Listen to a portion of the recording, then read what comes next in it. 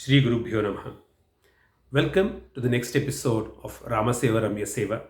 We have been discussing this very interesting aspect where now Rama had befriended Sugriva and then Hanuman set off to cross the ocean in search of Sita.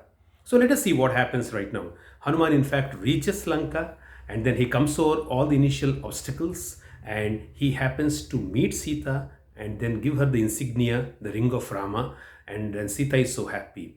And then he also has a little bit of fun by triggering and instigating the Rakshasas there. And then as a result, he gets to even meet Ravana, who orders that his tail be set ablaze. And then as a result, the entire Lanka is set ablaze by Hanuman.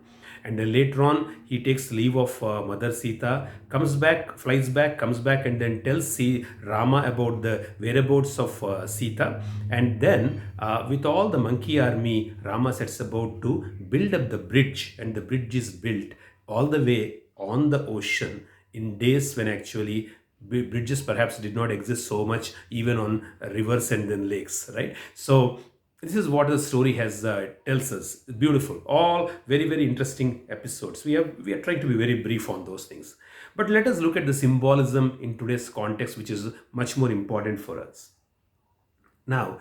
When Hanuman crosses this and reaches Lanka, crosses the Sea of Depression, that's what we called last time, and he crosses the Sea of Depression and reaches Lanka. The Lanka it signifies the subconscious, which means the intelligence of the intellect actually crosses out all this depression, goes beyond the depression, and then tries to identify the wisdom that we are thinking that we have lost, which means the inner peace that we are looking for in this situation can be found at a subconscious level. It has been imprisoned there by certain wickedness, certain kind of evil doubts in us, those kind of qualities that bring us down, negative qualities like Ravana and then his other people. So these things are there, and then it is the intellect that goes and finds it, and then gives the confidence that yes, goodness is going to come, Rama is going to come, and then release her from there, because wisdom has to be there in the conscious level, not in the subconscious level.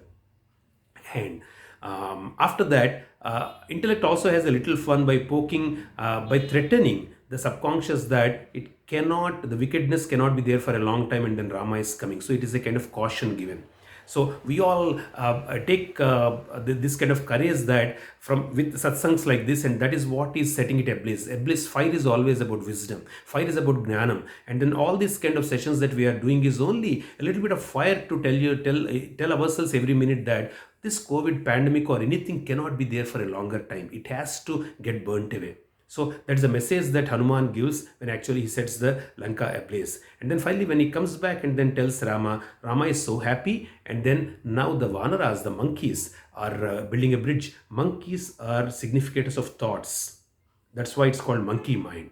Monkeys are significators of thoughts. All the thoughts, when they rally behind a Vali, they can cause havoc. But when they rally behind a Rama, they turn to be so powerful, so positive, and so great that they are able to build a bridge on sea, and they cross it over to go to the other side, which is like every thought becomes so steady that they are all able to focus and then come into the subconscious level so easily, which means that they become so steady, and then they look within actually for the solutions that they want to give to any situation that is threatening them outside and not necessarily outside. So this is what has been shown in this part of the story of Ramayana, a great way of looking at it, because we all need to make the goodness in us as our leader, Rama. Like I told you, Vali, who is a greedy person, when we make it our leader, it is like telling that we falling prey to the news of the pandemic and negativity, and then only trying to look at money as a solution for all this, and then people have been losing so much of money also. Even if people had money, they are not able to buy lives.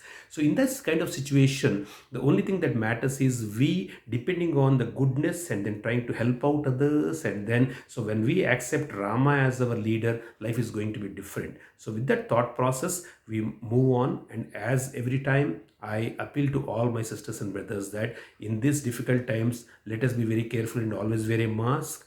Let us maintain the social distance. Let us always be sanitized properly. Let us have positive thoughts and then spread positive thoughts and make more people positive like ourselves, is the final message we take. I'm going to come back to you very shortly with another beautiful episode which gives us more insights into how we apply Ramayana in the situations.